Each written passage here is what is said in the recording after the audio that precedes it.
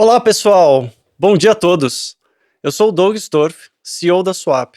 É um prazer recebê-los aqui nessa live exclusiva para os nossos clientes e parceiros para falar sobre um tema que, sem dúvida, marca uma nova fase para o mercado de Banking as a Service no Brasil: a nova regulamentação do BaaS.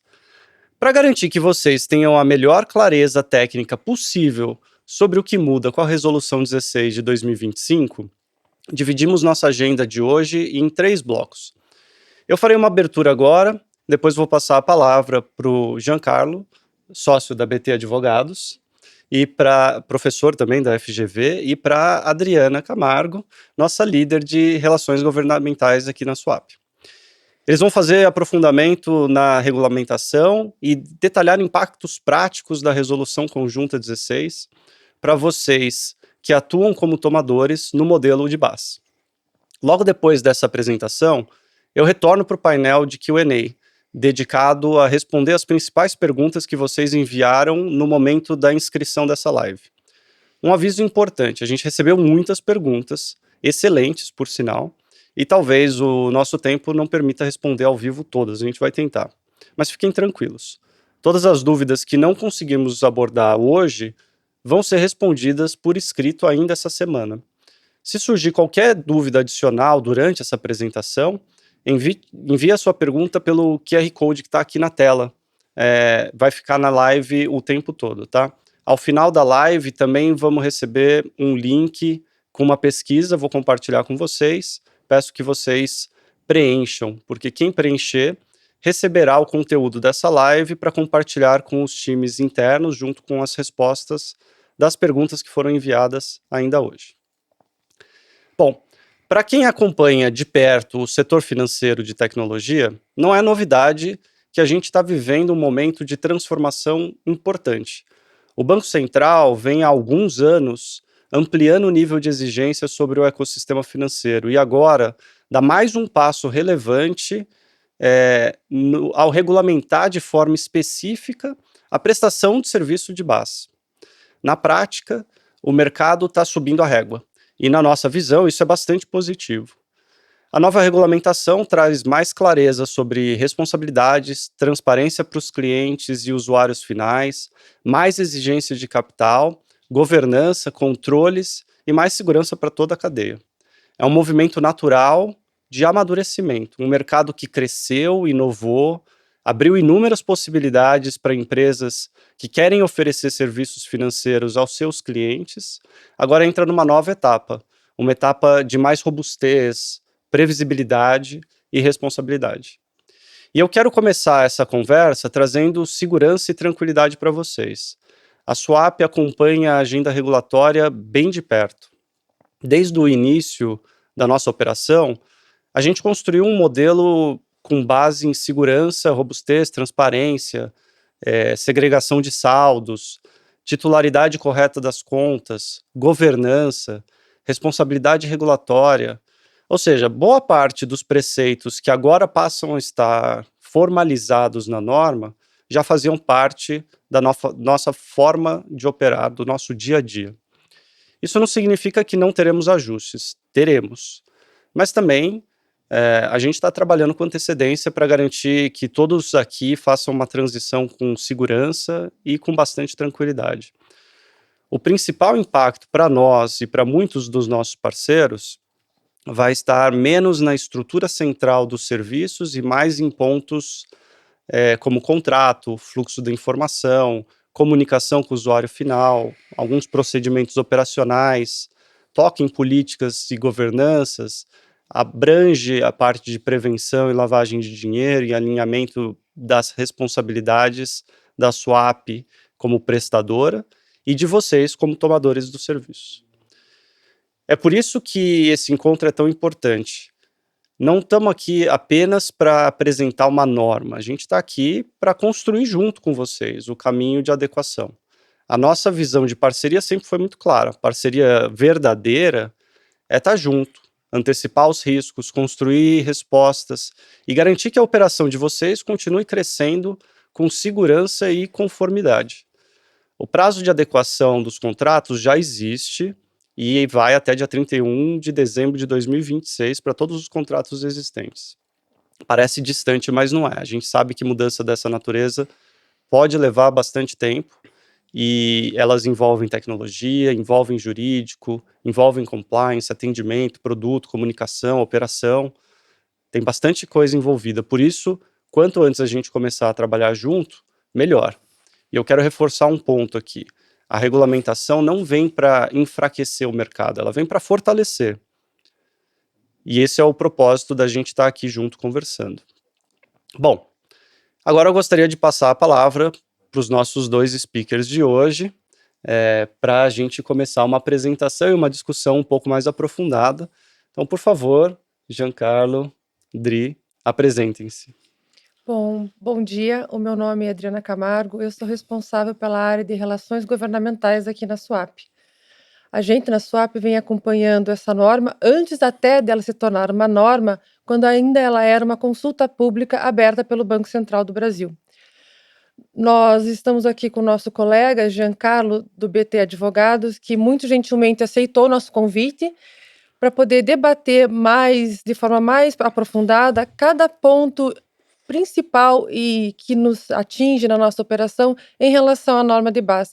Jean, por favor, se apresente e aproveito a oportunidade para agradecer por ter aceito o nosso convite e vamos debater essa norma, essa tão falada norma de base, que é o motivo dessa live de hoje. Legal. Bom dia a todos. Primeiramente, um prazer estar aqui. Doug, Adriana, obrigado pelo convite. Uma honra estar ao Eu que lado agradeço. da SUAP. E acredito que oportunidades como essa, né, o SUAP Talks, são muito importantes, porque traz educação para o mercado. O Banco Central está muito preocupado em educar o mercado, né? Então, são oportunidades como essa que a gente consegue levar conhecimento, consegue levar para o público em geral quais são as reais pretensões do Banco Central e por que ele está aplicando essa nova regra, o que motivou o Banco Central a trazer essas mudanças para, como muito bem colocado por você, Doug, deixar o mercado mais seguro, o mercado mais sadio, né? A regra não vem para atrapalhar o mercado, não vem para impedir os negócios. Pelo contrário, a regra vem para melhorar o cenário que nós temos. Eu costumo dizer que em um mercado regulado, quando ele é bem regulado, todos ganham, né? Então, o Banco Central caminha nesse sentido, já mostrou nesses últimos 13 anos de regulação de meios de pagamento que ele acerta na esmagadora maioria das vezes quando regula e o mercado colhe benefícios. E tenho convicção de que isso vai acontecer com a nova regra de Bank as a Service. Já 13 anos já, né? Começou 13 lá em anos. 2013. 2013, né, da edição da Lei 12.865, né, de 9 de outubro de 2013, nós temos já aí, estamos caminhando para 13 anos de regulação. Eu lembro que em 17, quando a gente começou a entender um pouco mais do mercado, né, eu ganhei um livrinho sobre a regulação desse mercado, era um livrinho bem fininho, assim. Hoje você vai pegar o compêndio, né, de todas as normas, já está bem maior. O que reflete a evolução do nosso mercado, né? O que reflete também a atenção do regulador quando fala desse tema, da importância desse tema no dia a dia, né? Eu lembro quando foi editada a lei, né, lá em 12.865. 12.865, em 9 de outubro, e depois em 4 de novembro o Banco Central soltou as primeiras 4 circulares do mercado, a gente sentando com alguns players do mercado para ler e tentar interpretar o que o Banco Central queria dizer com aqueles conceitos novos de arranjo de pagamento, instituição de pagamento, as Porque modalidades. A gente faz isso até hoje, inclusive, né? A gente continua sentando, se debatendo, olhando a norma e querendo entender o que o Banco Central quer por trás dessa norma, né? E nessa linha do que eu falei há pouco, né? Olha como o mercado mudou nesses 13 anos, né? A gente tinha um mercado ali com menos de 50% da população bancarizada, hoje esses números ultrapassam 95%. Você tinha um mercado altamente concentrado em poucos players. Hoje nós temos uma quantidade muito maior de players no mercado, trazendo melhorias em termos de produtos, de serviços, melhorias de preço para o consumidor final. A gente saiu daquela banheira morna que de um certo modo existia no mercado financeiro. Sim. E entramos efetivamente numa nova era. Inclusão real, inovação real, competição real. E quem ajudou a fazer boa parte dessa inclusão e dessa inovação foram as prestadoras de serviço de base. foi o BAS que ajudou a fazer muita dessa inclusão financeira. Nós somos o vetor da inovação e da inclusão financeira no país. E além de você falar isso, Adriana, o próprio Banco Central fala isso, né? Sim. O Banco Central, ele acredita muito no modelo de BAS. Sim. A gente vai passar um pouquinho aqui na nossa apresentação dos fatores que levaram o Banco Central a regular esse mercado. Mas o principal fator é o mercado que pode trazer muito mais benefícios do que já trouxe. Então, a gente regulando esse mercado, incentivando uma concorrência adequada, justa, controlando os pontos de risco, é um mercado que traz a inovação, é um mercado que viabiliza o produto financeiro chegar com uma especificidade, com um conhecimento de cada mercado adequado para o cliente final. Então, o Banco Central acredita bastante no modelo de Bank as a Service. A gente também. A gente também, é por isso que a gente está aqui. Então, acho que a gente podia entrar na norma, Jean, acho que a gente podia começar a falar um pouco da norma especificamente, do que impacta, quais são os principais pontos, e como você falou no início, né, o porquê que o Banco Central tomou essa decisão agora de regular esse modelo de negócio. Perfeito. Acho que o primeiro ponto importante para todo mundo compreender é o que é a operação de BAS, né? Nós temos duas figuras, nós temos ali o prestador de serviço de BAS, e o tomador de serviço de BAS. Prestador de serviço de BAS é uma instituição autorizada pelo Banco Central que provê serviços financeiros para o mercado, tá? E é responsável por toda a parte regulatória perante o Banco Central. O tomador de serviço de BAS, ele é um canal de distribuição desses produtos e serviços financeiros ofertados pelo prestador de serviço de BAS com marca própria. O Banco Central permite que a marca de apresentação ao usuário final, ao cliente final, seja a marca do tomador de serviço de BAS. Então, essa parceria, né, entre a instituição autorizada, integrante do Sistema Financeiro Nacional, com uma empresa que vai usar o seu canal de distribuição e vai usar a sua marca para ofertar esses produtos financeiros, é o que o Banco Central hoje trata como o contrato de BAS, o contrato de Bank as a Service. Tá? A operação de Bank as a Service, ela já existe há bastante tempo, a Swap é a maior prova disso, né? Existe com bastante sucesso, antes da Resolução Conjunta 16. Tá? O Banco Central, quando começou a identificar essa atividade no mercado, decidiu não regular imediatamente essa atividade, tá? E entender como que ela caminharia no mercado. Lembra que algumas discussões há, uns 6, 7 anos atrás, do Banco Central, tentando entender o que era esse tipo de parceria, nem se tinha ainda o nome BAS na época, né? Mas como se dariam as parcerias entre o provedor ali de serviços financeiros e um canal de distribuição com marca própria, com atendimento de primeiro nível para os seus clientes. Acertadamente, o Banco Central mapeou o mercado, foi entendendo a importância e como esses contratos eram operacionalizados, e em um determinado momento, o Banco Central começou a perceber que em algumas operações existia um desvirtuamento do que realmente ele esperava que fosse feito. Como bem colocado por você, Doug, a Swap sempre se preocupou em fazer as coisas corretas, como o Banco Central indicava, não obrigava, mas indicava. Mas, infelizmente, muita gente no mercado não agia dessa maneira, né? Sabemos. E aí, sempre tem, né? E aí o Banco Central entendeu que ele deveria intervir. De uma maneira muito ponderada, como o Banco Central vem agindo aí ao longo dos anos, ele editou uma consulta pública, que a Adriana comentou, né, a consulta pública 108, para discutir com o mercado como deveria ser o tratamento específico dessa parceria, desse tipo de parceria. Tá? E após debater com o mercado, ouviu algumas sugestões do mercado, reconsiderou alguns pontos importantes na proposta inicial que ele trouxe para o mercado, ele editou a resolução conjunta 16. Né? Eu costumo dizer que a resolução conjunta 16, ela traz aperfeiçoamento no modelo, mas ela não traz nenhuma grande inovação, nenhuma grande mudança. O mercado não foi pego assim tão de surpresa com essa norma, né? Não foi, Adriana, para quem já praticava o que o Banco Central orientava, tem adaptações a serem feitas, Sim. mas não tem nenhuma revolução. Sim. Costumo dizer, tem uma evolução, mas não tem uma revolução.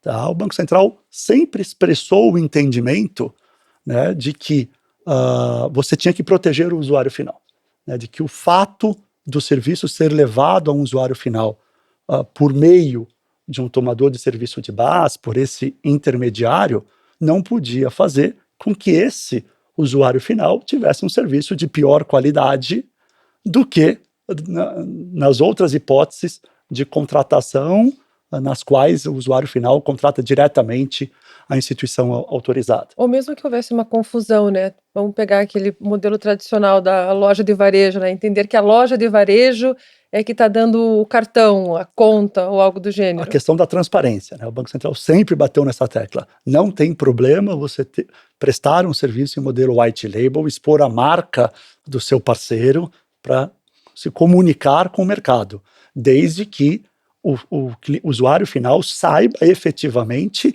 quem é o provedor daquele serviço financeiro.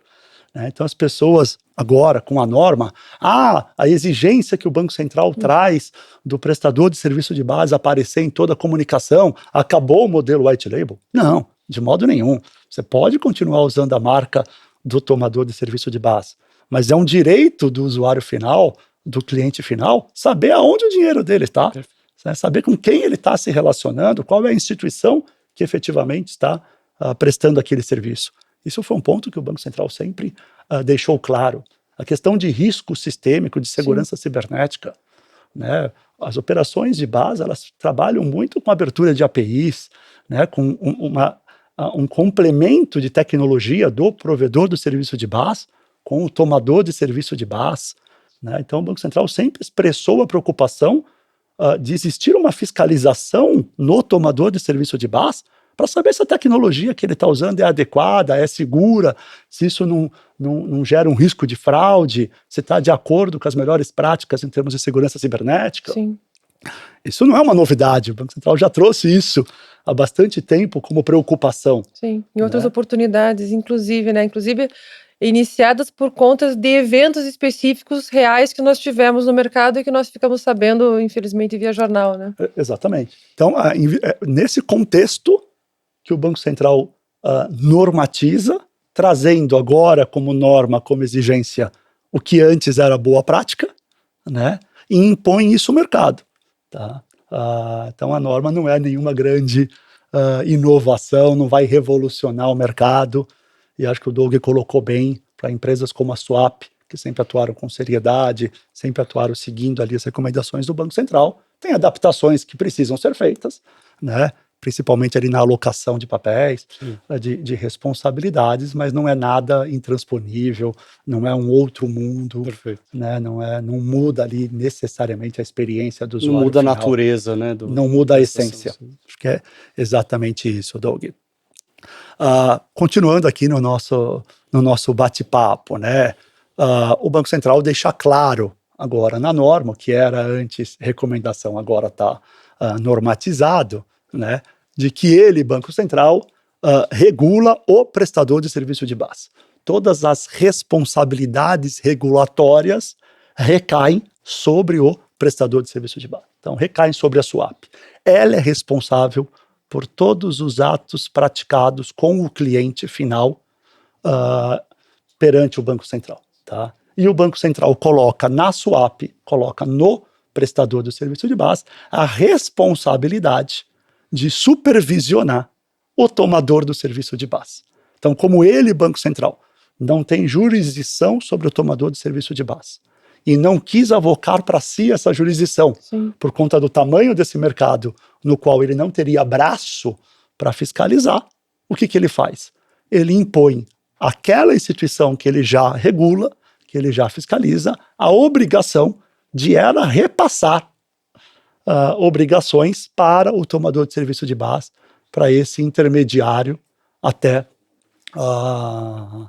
atingir ali o usuário final. Tá?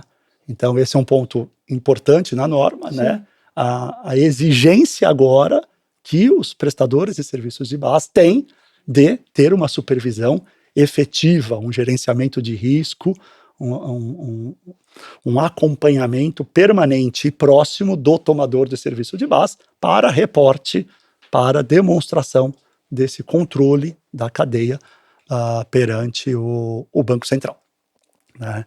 Então, a SWAP, ele é ali o motor regulatório, né?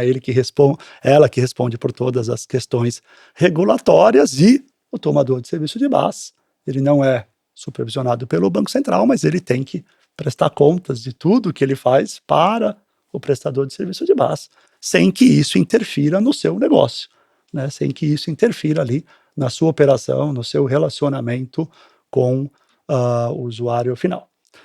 Tem um ponto importante aqui também, que é a questão de que o BaaS, ele não é, a gente não pode confundir operação de BaaS com operação de correspondente bancário, que é um outro tratamento. Que tem uma outra regulação, inclusive específica, né? Regulamentação específica, né? Uhum. Onde efetivamente esse parceiro, ele é uma extensão da instituição financeira ou da instituição de pagamento, né? Não podemos confundir com subadquirência, subcredenciamento. Que inclusive foi um ponto, né? O Banco Central quis ouvir o mercado, quis saber o que o mercado achava da inclusão do subcredenciador dentro do modelo de Banking as a Service, e o mercado foi quase que uníssono no sentido de que não faria sentido trazer o subcredenciador para dentro do nosso ecossistema. Se trataria de um outro modelo de negócio que vem sendo tratado, inclusive, de uma outra forma pelo próprio Banco Central, né? O Banco Central vem lidando já há algum tempinho de como ele deve tratar o subcredenciador, né? De fato, ele trouxe essa questão na consulta pública, acabou não passando essa ideia, né, de tratar o subadquirente como um tomador de serviço de base, mas num evento recente que eu participei com o Banco Central, ele disse que essa questão não está engavetada, que ainda está sob análise. Eles não desistiram ainda. Na época da consulta chegou-se a falar de muitas coisas dentro do guarda-chuva, né? CRIP, serviços de cripto, subcredenciamento, Corban, enfim. Foi quase que assim, será que a gente pega tudo e põe dentro do mesmo guarda-chuva? E o nosso posicionamento sempre foi, não, nós somos uma espécie diferente, uma atuação distinta, e a gente prefere, até por conta de regulação e de controle, ter uma atividade que seja regulamentar de forma diferente do que os demais, né? Perfeito. De forma muito simples, Jean, o que está dentro, então, de BaaS hoje? O que está dentro de BaaS hoje é a oferta de serviços financeiros relacionados à abertura de conta de depósito, aí entenda conta corrente e conta poupança, conta pré-paga, conta pós-paga, que seria ali cartão de crédito, credenciamento, tá? E empréstimos. Então, esse é o escopo hoje do que está dentro do serviço de BaaS. Tá? Nessa ideia de que tem uma instituição autorizada que provê esses serviços, e o tomador de serviço de BaaS é esse canal de distribuição, normalmente com marca própria, que oferta esses serviços para a sua rede de relacionamentos, fazendo o atendimento de primeiro nível. Esse é o escopo. Tá? Nesse conceito que a gente falou aqui de supervisão mais efetiva por parte do prestador do serviço de BaaS perante o tomador de serviço de BaaS, surgem algumas obrigações, né?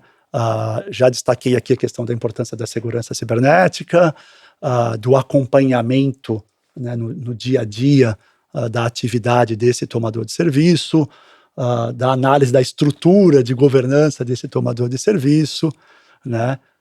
De que ele possui capacidade técnica, capacidade financeira, operacional, para ser esse canal de distribuição, para ser esse intermediário entre a instituição autorizada e o cliente final.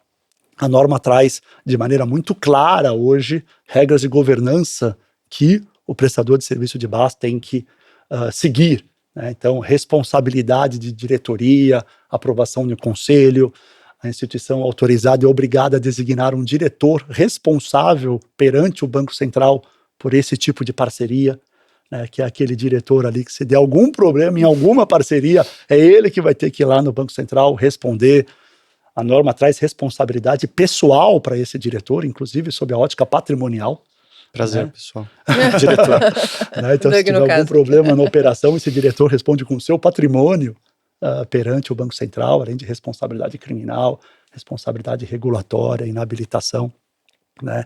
A instituição prestadora do serviço de base, ela tem que ter documentos que comprovem que aquele tomador estava apto, sob o ponto de vista operacional, de governança, para firmar aquele contrato de parceria, né? E que ele continua apto durante a execução do contrato de parceria, que são essas obrigações ali de monitoramento, traz a ideia de auditoria do tomador de serviço de base, para você ter uma demonstração por um terceiro de que aquele tomador está adequado, está preparado para continuar levando esse serviço a um usuário final.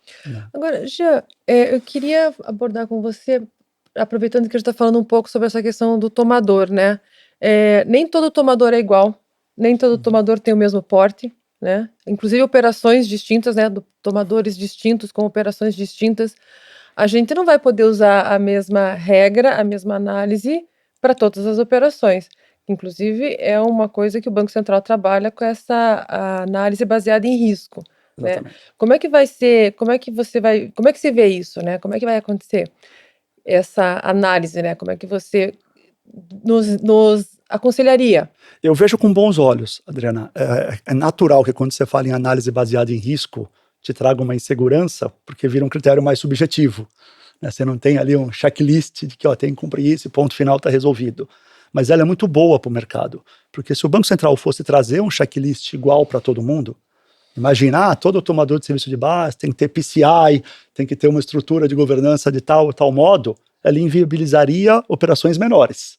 A hora que ele define que esse tratamento é dado com base no risco, ele está dizendo, operações menores que têm um potencial de risco e de dano menor, eu admito um tratamento diferenciado. Operações maiores, você vai ter que ter critérios mais rígidos de controle desta operação. Perfeito. E como é que ele vai fazer isso? Ele vai analisar no caso a caso. Então, você tem as regras mínimas, todo mundo tem que passar ali por o QIP, né, do seu parceiro, tem que ver que ele tem que ter o mínimo ali de estrutura, mas se você vai exigir dele uma estrutura de segurança cibernética com o estado da arte, ou se você vai exigir, não vai exigir tanto dele, porque o tipo de produto, o tipo de cliente, né, traz um risco menor, vai ficar no caso a caso.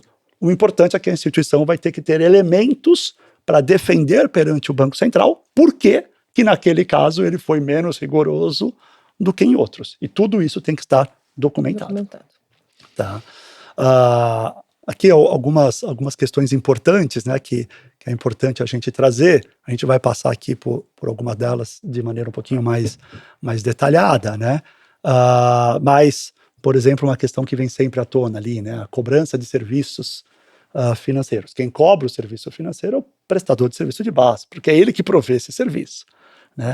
E o tomador não pode cobrar nada? Pode cobrar aquilo que não é serviço financeiro. Né? Então, se ele faz a licença do software, se ele presta algum outro tipo de serviço para o usuário final, ele pode cobrar livremente e não está sob a alçada do Banco Central. Agora, quem cobra serviço financeiro, quem vai cobrar a tarifa de TED, quem vai cobrar o PIX, quando é o caso, é a entidade que provê esse serviço. É uma questão de controle do Banco Central. Você não pode ter um tomador de serviço de base que não oferta PIX. Quem oferta PIX é o prestador de serviço de base. Ele ir lá e cobrar uma tarifa de PIX. Né? Não é ele que está provendo esse serviço. Né? Então esse é um ponto importante. A questão da transparência também é um ponto importante. A gente já falou aqui, né, de que o usuário final tem o direito de saber quem é a instituição de pagamento, a instituição financeira que está ali o atendendo naquele serviço financeiro.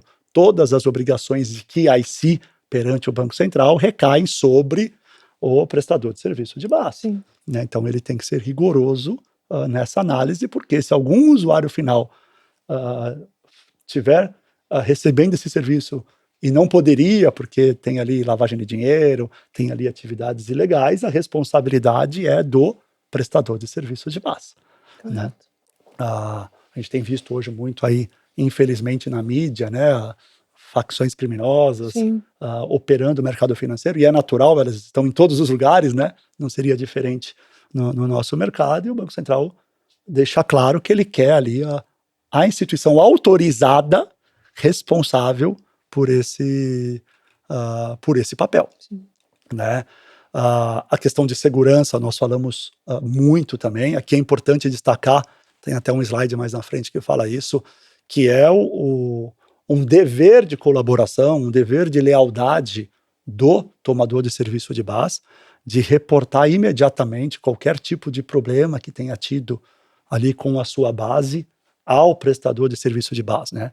Deixou de ser uma prática recomendável, né? Eticamente recomendável ali quando você tem uma parceria, e agora virou uma obrigação, né? Você teve um problema ali no seu front-end, você teve algum problema de comunicação com o seu cliente, isso tem que ser imediatamente reportado para o prestador de serviço de base, né? Porque ele tem que fazer a apuração disso, ele tem a obrigação de reportar para o Banco Central, a depender do tipo de problema. Sim. Tá? E se isso não for feito, isso pode ensejar sanção para o prestador de serviço de base e até uma obrigação de encerramento do contrato com aquele tomador de serviço de base pelo não cumprimento desse dever de lealdade, desse dever de colaboração. Isso é um ponto importante, né? Porque quando você estava explicando ali a atuação do Banco Central e o fato de que ele jogou sob a tutela do provedor de serviço de base muito dos elementos de supervisão, ele ainda assim manteve a prerrogativa de tomar ação sobre contratos individuais, ou seja, ele pode, por prerrogativa própria, encerrar um contrato com um tomador específico, se ele entender assim viável. Esse ponto é bem importante, né, Doug? Porque ele não supervisiona diretamente o tomador de serviço de base, mas ele supervisiona agora, contrato. com a norma, na vírgula, o prestador de serviço de base. E se ele entender que aquele prestador de serviço de base tem algum tipo de parceria que está indo contra a norma, ele pode exigir o encerramento daquela parceria e, provavelmente, se isso acontecer, ele vai penalizar o prestador de serviço de base porque ele falhou no seu QIP, ele falhou na análise do seu parceiro ou falhou no monitoramento da atividade do seu parceiro. Então, provavelmente, não vem só uma exigência de encerramento daquele contrato.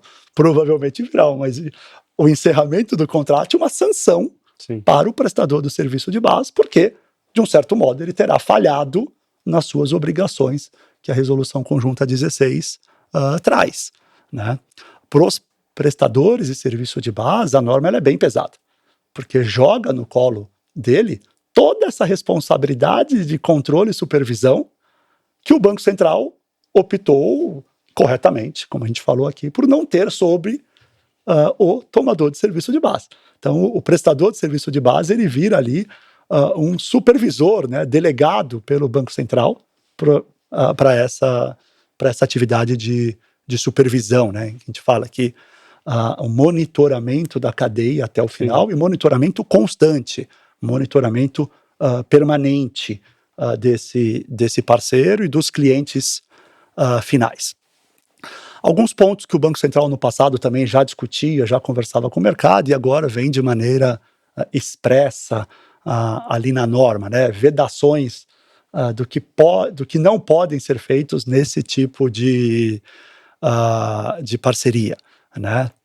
A primeira delas que a gente comentou já aqui, a questão de tarifas cobradas pelo tomador de serviço de base referente a serviços financeiros. Esse tema é quente, tem várias perguntas depois. Eu imagino. Foi a preocupação dos nossos parceiros aqui, mas a gente vai responder ao final. Desde a consulta pública, esse tema é quente, né? Porque muitos modelos de negócio permitiam que o tomador de serviço de base cobrasse, o Banco Central já não gostava. Sim. Né? Bom, havia inclusive uma norma de limitação de valores, né? Do que pode cobrar, né? Sim, o que do começou que e quanto, né? Incomodar muito o Banco Central. Ele trouxe isso num evento que a gente fez em conjunto. A hora que ele foi no mercado, ele se deparou que tinha um tomador de serviço de base cobrando o PIX de pessoa física, sem atividade empresária. E tem uma norma do Banco Central falando, olha, o PIX é gratuito para o ato civil ali da pessoa física, ele é gratuito.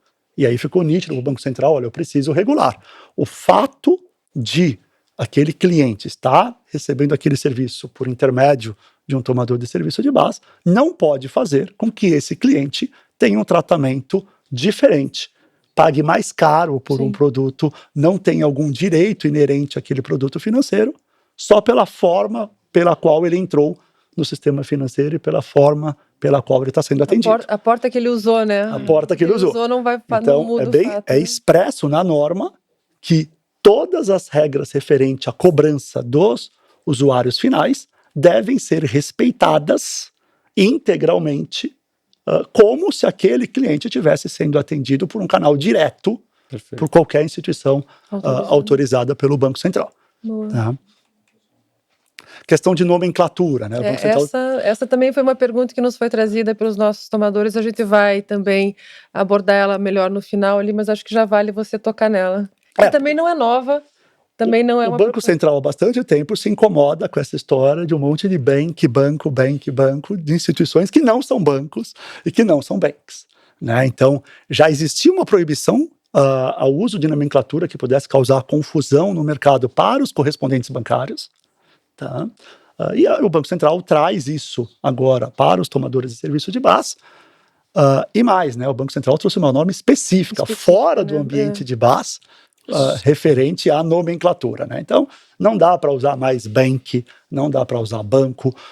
O tomador de serviço de BaaS não pode ter nenhuma expressão ou palavra em seu nome que indique que ele exerça uma atividade autorizada pelo Banco Central. Então, ele não pode chamar instituição de pagamento, ele não pode chamar financeira, ele não pode chamar sociedade de crédito direto, ele não pode chamar banco, bank, nada que indique ao cliente final de que ele é uma instituição autorizada. Está na linha da transparência que nós falamos. Outro ponto muito importante, que o Banco Central também soltou uma norma específica, né, a Resolução 518, no que tange a conta bolsão, né?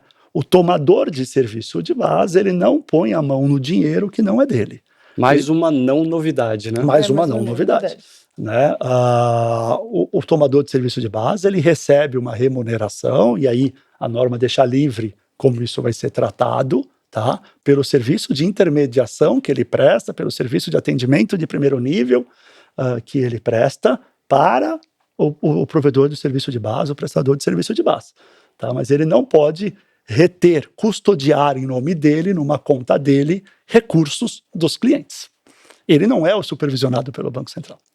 Tinha um colega lá no Banco Central que ele brincava no passado: você põe a mão num dinheiro que não é seu?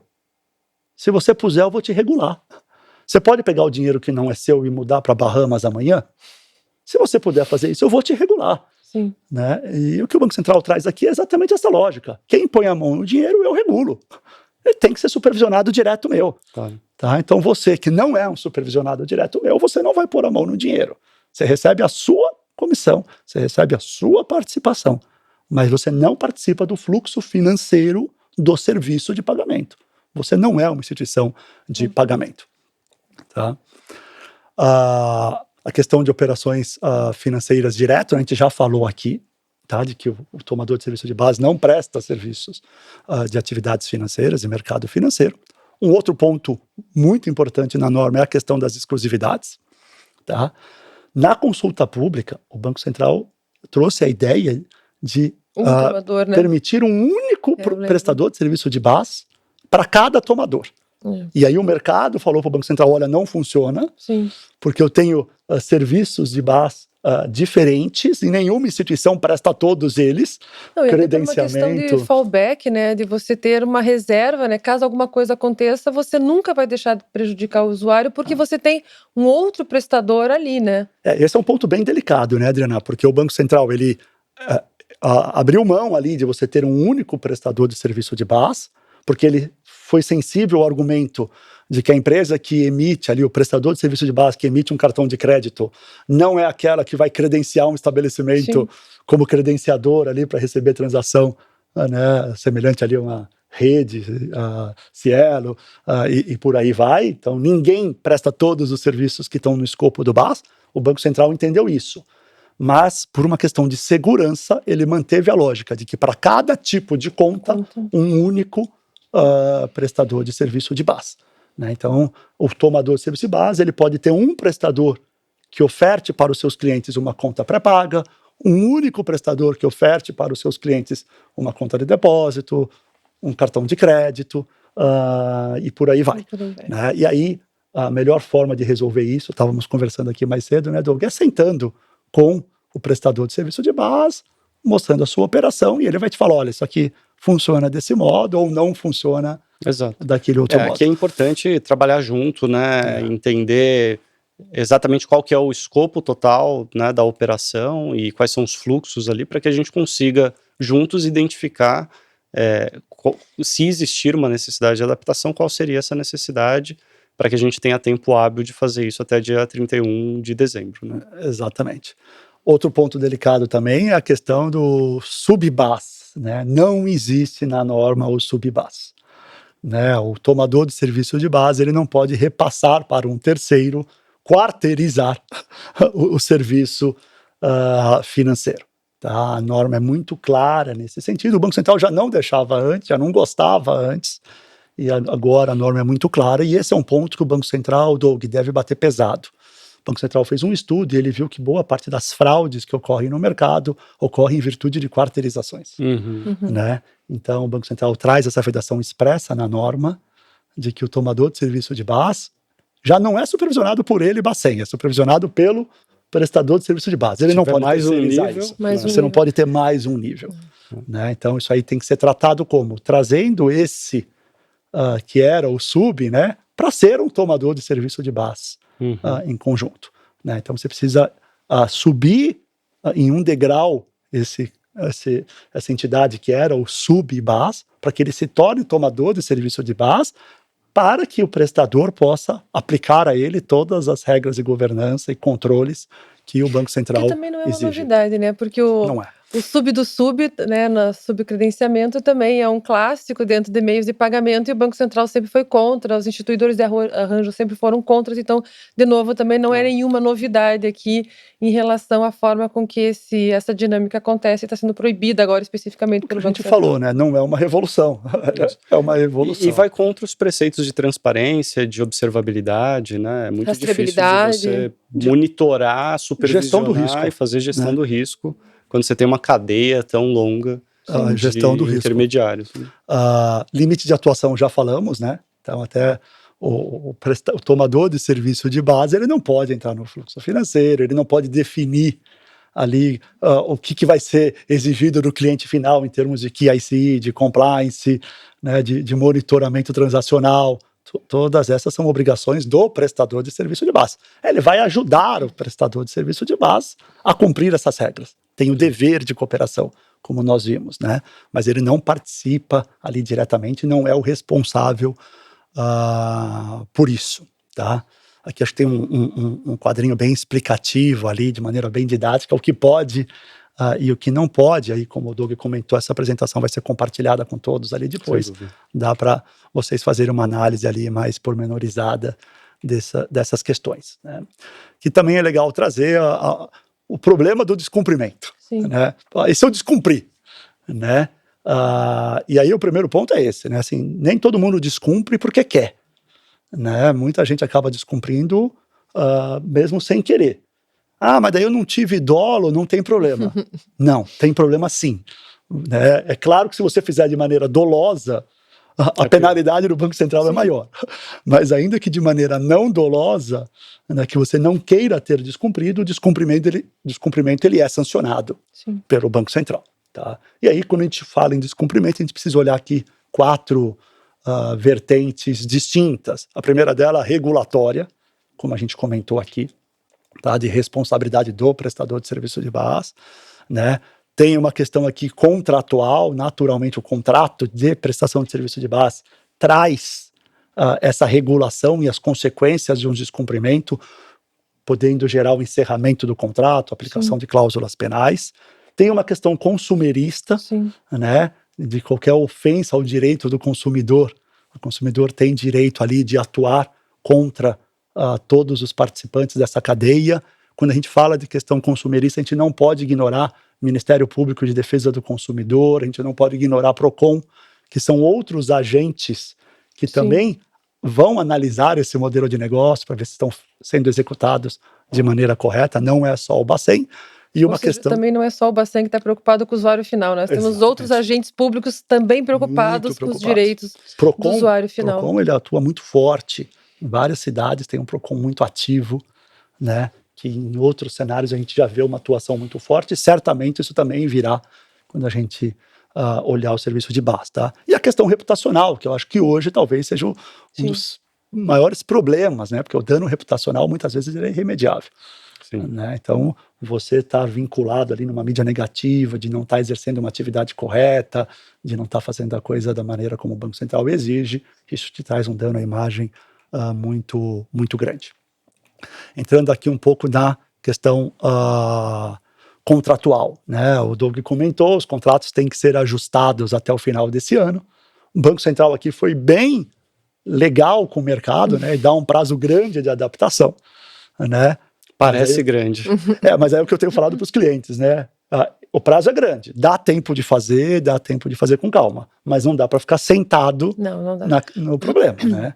Porque tem inúmeros ajustes que têm que ser feitos ali, em termos de governança, em termos documentais, que precisam ser implementados. Então não dá para esperar chegar ali outubro e novembro para se preocupar com isso. Sim. Acho que a Swap está muito correta em já ter essa preocupação e já começar esse trabalho, né? Tem que ter ajustes em termos de condições de uso, tem que ter ajustes em todos os canais de comunicação com o seu cliente para constar o nome do prestador de serviço de BaaS. Né?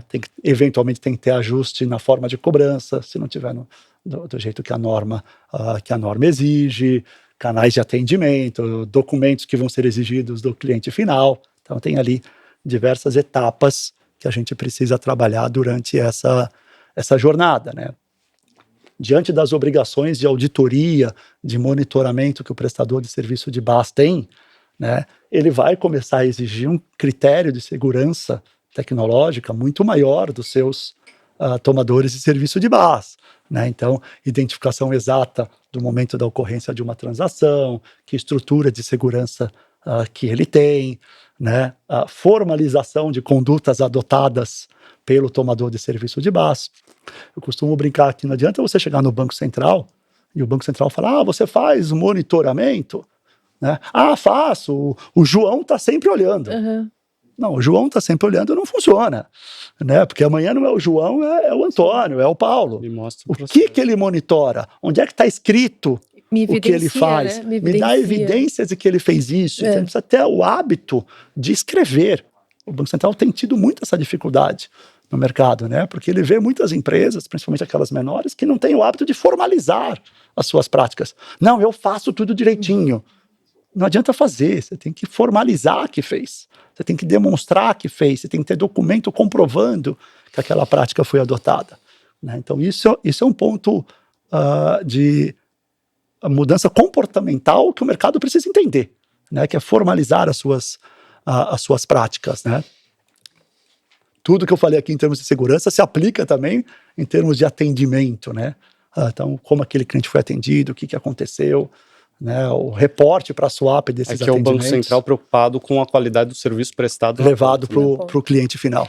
Mas será Exatamente. que, pegando um gancho nisso que você falou agora, será que a mudança não é só operacional, mas também comportamental? Nós vamos ter uma mudança de cultura da forma com que a gente vem atuando até hoje? Quando eu digo a gente, o mercado como um todo vem atuando. Não tenho dúvida, Adriana. Por isso que eu, no começo aqui do nosso bate-papo, destaquei a importância, né, de eventos como esse, né, do Swap Talks, para trazer esse conhecimento, trazer essa educação para o mercado como um todo, né, porque exige uma educação do cliente, né, desse seu parceiro, que muitas vezes não está adequado com essas regras ou com essa visão temerário com a mudança, né? Às vezes o ser humano por natureza, ele teme a mudança, né? Nós vamos ter que mudar tudo, mudar o contrato. Adriana, a minha percepção, para quem faz a coisa direito, quem opera direitinho, não vai ter dor com essa mudança. Claro, uma coisinha ou outra vai ajustar, vai ter que adequar, mas não vai mudar a operação, não vai, sabe, inviabilizar o segmento do negócio. Eu tenho muito clara essa percepção. Tá?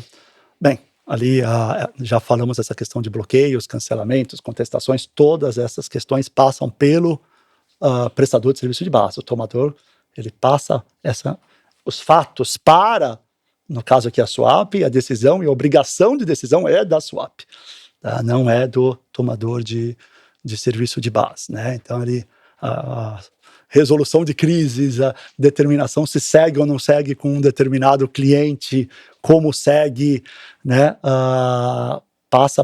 é obrigação do prestador de serviço de BaaS, tá, que vai tomar essa decisão, obviamente com base e com o auxílio do tomador de serviço de base, que é quem vai estar ali lhe fornecendo documento, lhe trazendo informações para que a decisão seja tomada do jeito que o Banco Central determina.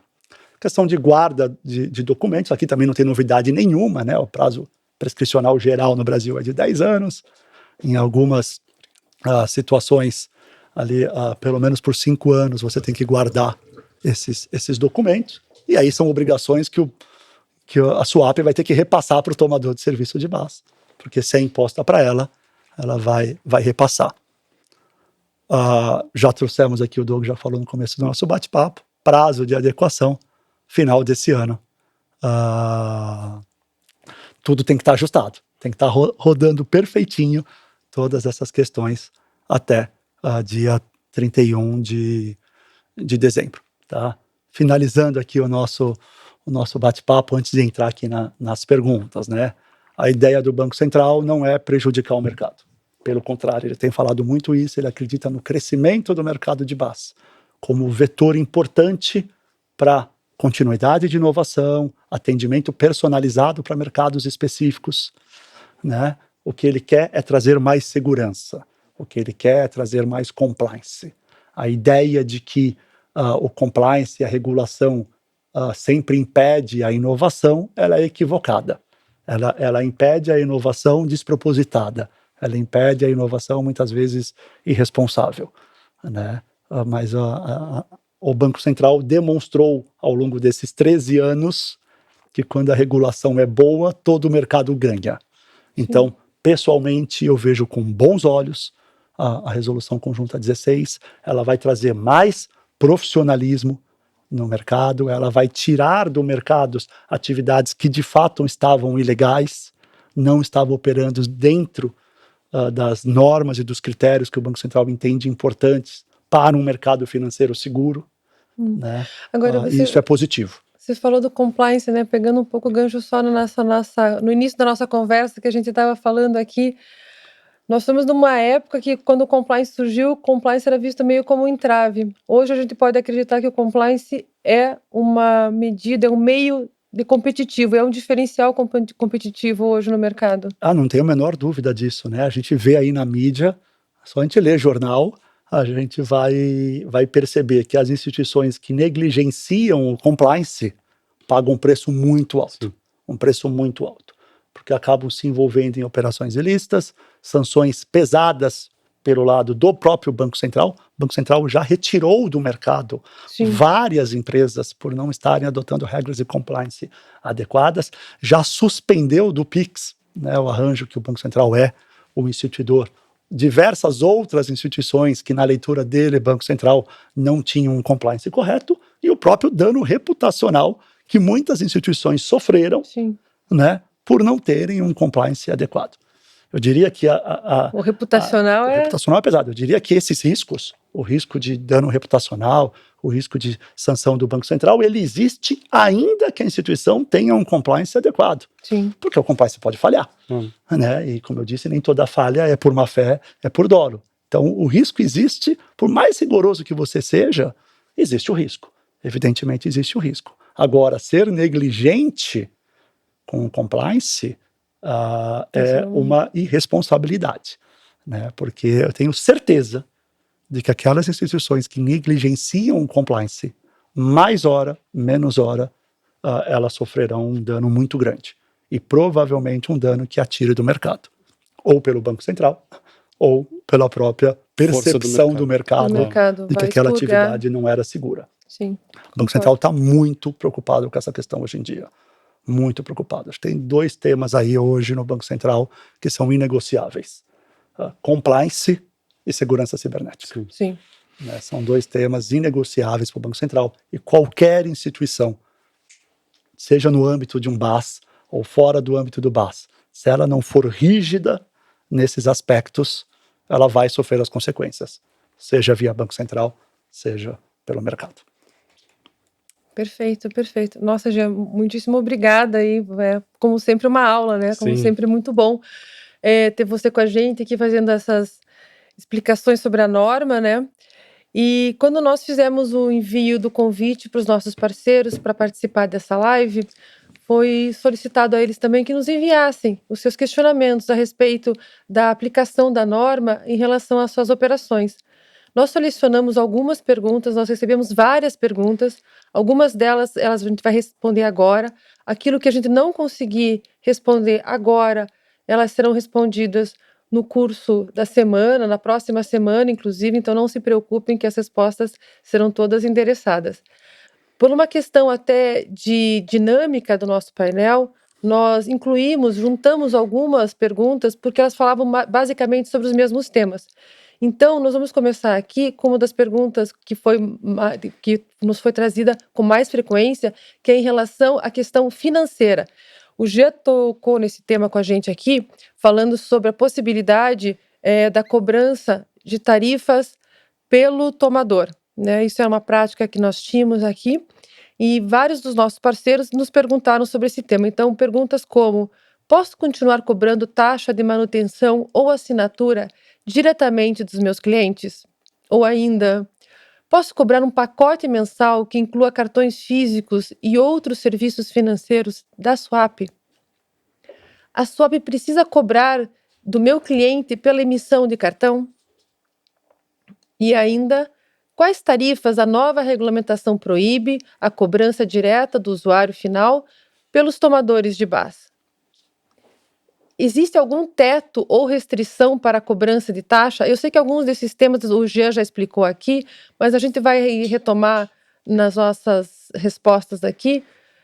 Quem será o responsável direto pela cobrança, prestadora ou tomadora? Isso o Jean também já falou, mas nós vamos abordar aqui na nossa resposta. Assim como será operacionalizada a cobrança, o repasse e a tributação. A tarifa cobrada dos clientes finais pelo uso do cartão deve ser replicada pela prestadora. E ainda, a norma abrange apenas tarifas cobradas pelo parceiro ou também aquelas praticadas pelos clientes deles aos seus usuários. Eu não sei se eu passei muito rápido aqui, Doug, desculpa. Se você Não. quiser, eu posso retornar Depois para a as gente vai perguntas. voltando ali em Vamos algumas voltando aqui. específicas. Mas, por favor, eu queria a tua ajuda aqui para Claro. endereçar essas respostas. Bom, como o Jean expôs, né, a norma fica muito clara com relação a esse tema de cobrança de tarifas, né? A única parte desta relação que tem o direito de fazer cobranças por serviços regulados, ou seja, toda aquela lista que o Jean passou, abertura de conta, transações de pagamento, portanto, Pix, TED, boleto, emissão de instrumento de pagamento, cartão, cobrança de tarifas relacionadas a transações no cartão, IOF, taxa de saque, ou seja, todos os serviços que são regulados, né, que são prerrogativas da instituição regulada, só podem ser cobrados do usuário final por essa instituição regulada. Tá? Agora, aqui fica um ponto importante, né, que eu acho que é o que está no coração de todas essas perguntas, que é assim, tudo bem, mas no meu modelo de negócio hoje, para ele parar de pé, eu preciso ter essa remuneração, senão deixa de fazer sentido prestar esse serviço, né, ou embutir esse serviço dentro da minha oferta. A regulação não proíbe a tarifação desses serviços. Ela só diz que quem tem que fazer essa cobrança é a entidade supervisionada. E por que isso? Acho que você explicou um pouco, né? O Banco Central quer garantir, e por garantir, leia-se, ele tem controle sobre a instituição supervisionada, mas ele quer garantir que aquela tabela que ele publicou de quais são os limites máximos cobrados por cada um dos produtos e serviços regulados por ele, esteja sendo aplicado na ponta. Como você trouxe um caso ali, que acho que é notório, né? O do Pix. Se cobrar pelo cobrar o Pix da pessoa física. Então, a forma que o Banco Central encontrou de garantir isso foi dizer, olha, quem tem que cobrar diretamente é a instituição supervisionada, porque eu consigo garantir essa cobrança. Então, fiquem tranquilos, a gente vai trabalhar em conjunto com cada um de vocês para construir o modelo e adequar o modelo para que não exista um impacto no modelo econômico, né? E a gente já tem dentro de casa um módulo de Fees and Taxes que permite a gente embutir no ato da transação a maior parte dessas cobranças, respeitando ali os limites impostos pelo Banco Central, e isso entra no fluxo de billing normalmente, né? Então pode ser repassado para vocês tal qual. O que acho que pode ser o maior impacto aqui é na eventualidade de existir alguém que está fazendo uma cobrança diferente do limite exposto na regulação e na tabela, né? A gente pode compartilhar isso também com vocês, qual que é essa tabela, quais são as tarifas Sim. máximas ali permitidas para cada um dos serviços. Então tem perguntas específicas ali de cobrança pelo cartão.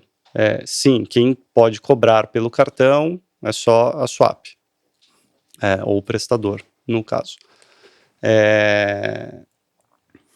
Que mais? Como que será operacionalizada a cobrança, o repasse e tributação? Como eu disse, a gente tem esse módulo dentro do nosso parque tecnológico que permite a configuração de tarifas no ato da transação e ele é bastante flexível, permite configurações de várias formas para vários tipos de atuação, segmento, cliente, enfim, dá para fazer uma configuração aqui bem específica para o modelo de negócio de vocês, tá? Bacana.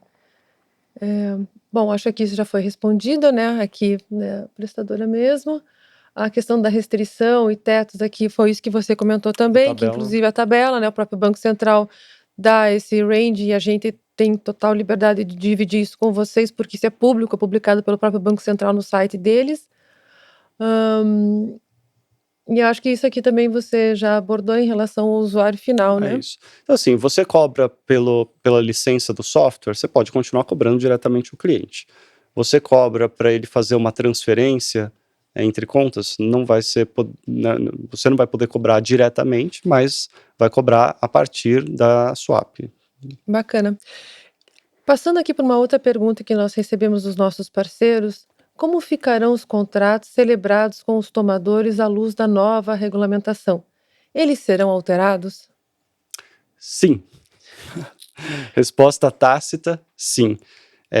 Tem que ser alterado por uma série de questões, né?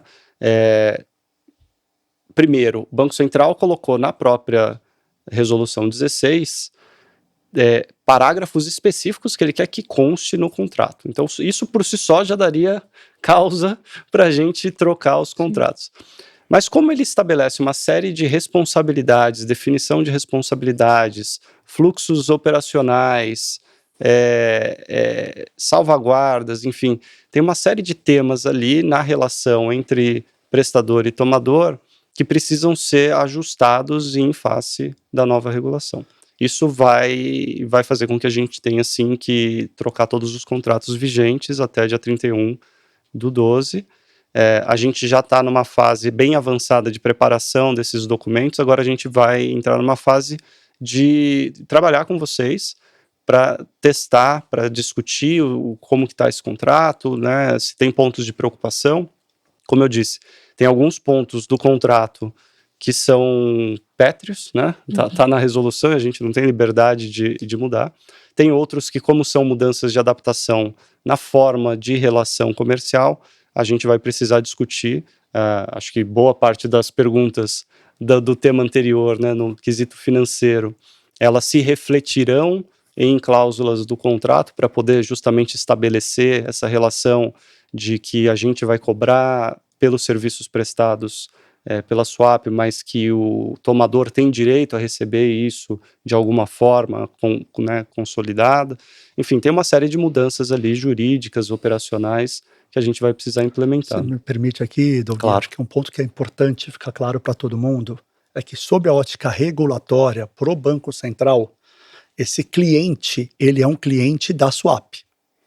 Tá? Ainda que o atendimento de primeiro nível, que a marca principal de exposição a esse cliente seja do tomador de serviço de base, ele é um cliente, para efeitos do mercado financeiro, da Swap.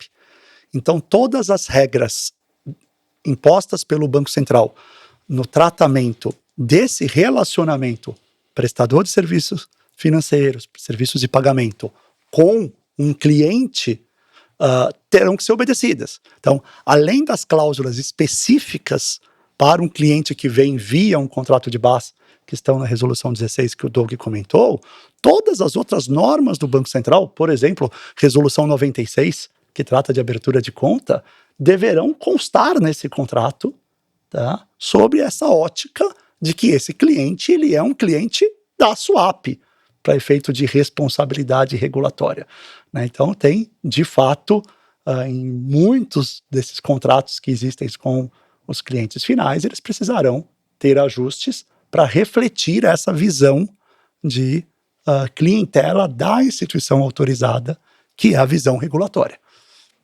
Mas a gente já vem trabalhando nisso, inclusive para dar conforto, para não criar fricção, né? E até por conta da próxima pergunta aqui, né? A previsão de quando isso ocorrerá. A gente está trabalhando nisso, mas eu queria que o Doug explorasse um pouco mais essa questão. A gente não vai ligar para vocês amanhã e dizer, vamos assinar contratos. Então, como é que vai. Como eu falei, né, a gente teve uma fase interna aqui de entendimento da regulação e impacto nas nossas próprias operações, elaboração das minutas preliminares de contrato, e inclusive a gente já acionou muitos de vocês ali com alguns questionários que alimentam a construção dessas minutas, né? E a gente vai passar para uma fase de discussão agora um pouco mais no nível relacional com cada cliente, né? Isso a gente pretende fazer rapidamente, né? Deve começar em breve.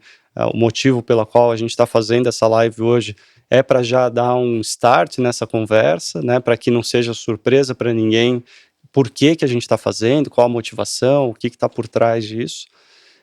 Mas a gente deveria garantir que até o dia 31 de dezembro isso tudo esteja feito, portanto, a gente sabe que levará um tempo aqui para essas adaptações, para essas discussões, para as assinaturas, para a troca de todos esses contratos. Então, quanto antes a gente começar, melhor, e a gente deve começar muito em breve essas discussões. Bacana. Agora, passando por um outro ponto aqui, que eu acho que foi também muito debatido durante a exposição do Jean, que a gente fala muito da questão do compliance ali, vem uma pergunta, então, em relação ao QIP e o onboarding, né? O que a nova regulamentação impacta no compliance, aqui especificamente no QIP, de novos clientes? A gente estava até discutindo um pouco isso, né? A minha visão não impacta em nada, no sentido de que tudo que está sendo exigido ali já era exigido, né?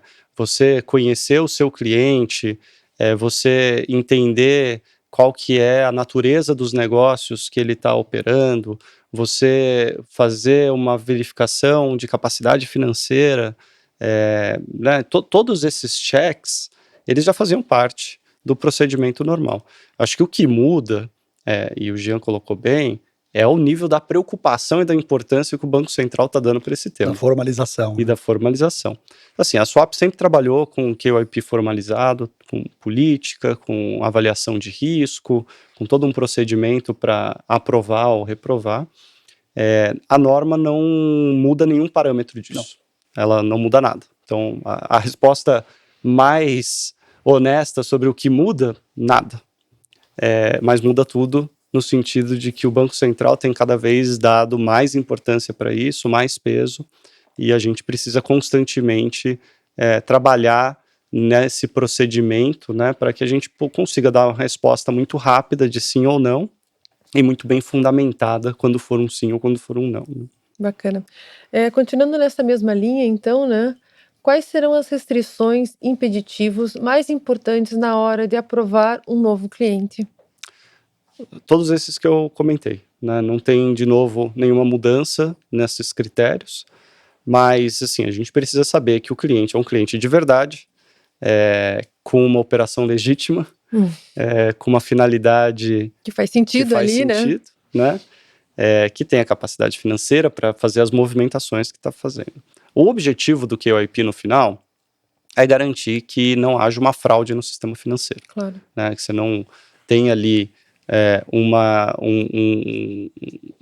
empresa, por exemplo, que é uma empresa de fachada com uma finalidade de lavagem de dinheiro, ou uma empresa que se destina a ser recebedora de fundos provenientes de estelionato ou de algum golpe, né? Muito comum hoje ver ali, está no Instagram, ver uma loja vendendo produtos baratos, vai lá, faz um Pix, o produto nunca chega para você. Sim. Quem nunca caiu num desses, né? Do outro lado dessa conta do Instagram, tem alguém recebendo esse dinheiro, né? Então, as finalidades do QIP, por exemplo, é impedir que isso aconteça. Então, as restrições aqui mais importantes são as restrições que dão validade para aquela conta, como o detentor dela sendo legítimo e a natureza da operação dela sendo legítima. O que a gente teve de novidade aqui nesse ponto não vem pela resolução 16, né, não é uma questão específica de BAS, como o Doug bem colocou, a regra de PLD do Banco Central não mudou, Sim, né? continua. Porém, a gente tem agora a lei antifacção e tem a questão da OFAC, né, por a classificação como terroristas de algumas atividades aí, de grupos criminosos no Brasil. Então, isso faz com que todas as instituições, em todo tipo de relacionamento, Sim. tenham que subir ainda mais a régua no monitoramento de quem são os usuários finais. Sim. Né? Não é uma questão de BAS, como eu disse, mas é uma questão de Operação de Brasil, operação né? Brasil, de que a gente tem agora um rigor maior na análise ali de quem está consumindo o serviço financeiro. Apesar de que no nosso dia a dia aqui, a gente já fazia muito dessas verificações, né? Até porque o arranjo bandeirado, ele pede esse tipo de coisa, né? Já era uma exigência, então já era um procedimento normal. Bom, a gente teria ainda outras perguntas aqui, o papo tá ótimo, a gente teria muito mais a acrescentar, mas infelizmente nós estamos chegando ao final aqui do nossa live. Foi um prazer enorme estar aqui com vocês, lembrando de novo, né, as perguntas que não foram abordadas aqui serão abordadas depois diretamente, através dos AMs, a gente vai responder todas as perguntas, não se preocupem, nada ficará sem resposta. E eu queria passar a palavra para o Doug, então, para fazer o encerramento dessa live e aproveitar para agradecer mais uma vez ao Jean pela presença e pela gentileza de ter aceito o nosso convite, por estar aqui. Bem, agradeço muito o convite, é um prazer estar ao lado de vocês. Sinto honrado de estar aqui nesse bate-papo e, novamente, os parabenizo pela iniciativa, né? Como eu disse, uma iniciativa muito importante para gerar conhecimento, educação para o mercado. Parabéns e obrigado. Bom, obrigado, eu que agradeço. Pessoal, chegamos ao final aqui da nossa conversa de hoje. E para a gente iniciar o fechamento, já está aparecendo aí na tela um QR Code para a nossa pesquisa de satisfação. É um formulário bastante rápido e eu convido vocês a acessarem o link por 2 motivos bem práticos, tá? O primeiro é que, registrando o seu e-mail na pesquisa, você vai receber o conteúdo completo do que a gente debateu aqui hoje, consolidado num PDF, facilitando o compartilhamento com as suas equipes internas, né? O Jean trouxe bastante aqui. O objetivo é a gente gerar conhecimento e compartilhar esse conhecimento. O segundo motivo é que a gente incluiu um campo exclusivo para dúvidas adicionais. A gente sabe que talvez das discussões que a gente teve aqui tenham surgido mais dúvidas e a gente está à disposição para saná-las. Então, pelo link vocês vão conseguir. Se algum ponto não ficou claro, ou se as perguntas surgirem após o evento, basta registrá-la ali que o nosso time vai enviar um retorno para vocês, tá? Eu aproveito também para reforçar que as perguntas enviadas para a live que não conseguimos responder aqui hoje, ao vivo, né, a gente respondeu uma parte delas, mas nosso tempo está acabando, infelizmente, elas vão ser respondidas também por escrito e enviadas para você ainda essa semana, tá? Enquanto vocês acessam aí a pesquisa, eu quero aproveitar para deixar os meus agradecimentos finais ao Jean e à Adriana por toda essa conversa, e também pela presença de cada um de vocês, pelas excelentes perguntas, pela parceria ao longo de toda essa transmissão. Esse foi o nosso primeiro Swap Talks, um espaço que criamos justamente para debater com vocês, com profundidade e de forma prática, as transformações do mercado de pagamentos e BaaS. Teremos novas edições ao longo do ano, tanto online quanto presencial. Nessa primeira edição, eu agradeço de novo a participação aqui da BT Advogados, representada pelo Giancarlo, sempre numa parceria muito grande, nossa líder de relações governamentais, Adriana Camargo. Em resumo, a mensagem de hoje é de solidez. A régua subiu e o mercado está mais maduro. As novas exigências de governança e controle são reflexo dessa evolução. Como a Swap já opera desde o início sob o pilar de segurança, conformidade, a gente está plenamente preparado para guiar a operação de vocês nessa transição. Lembrando que o prazo final é dia 31 de dezembro desse ano, 2026, e a gente sabe que as adequações contratuais, tecnológicas e operacionais levam tempo. Por isso, o segredo é a antecipação. Quanto antes planejarmos os próximos passos juntos, mais segura será a jornada. O mercado de base entrou em sua fase de maior maturidade e a Swap está pronta para liderar esse movimento ao lado de cada um de vocês. Parceria de verdade é construir segurança e continuidade lado a lado. Mais uma vez, muito obrigado a todos, uma excelente semana e até o próximo Swap Talks.